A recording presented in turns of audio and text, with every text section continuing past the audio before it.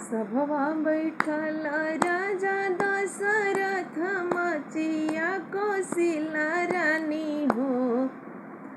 रानी कवनी बरत तुहु कइलु त राम फल पवलु हो। रानी कवन बरत तुहु कइलु त राम फल पावेलु हो।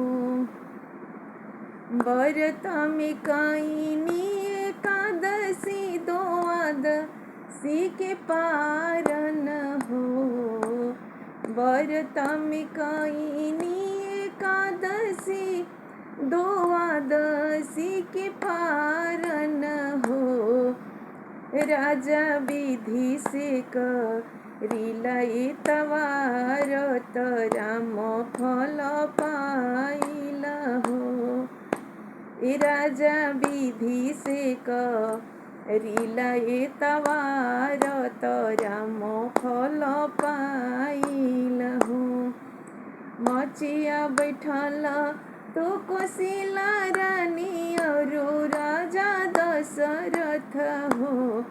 रानी कवन बरत तुहु कइलु त राम फल पावेलु हो। रानी कवन बरत तुहु कइलु त राम फल पावेलु हो।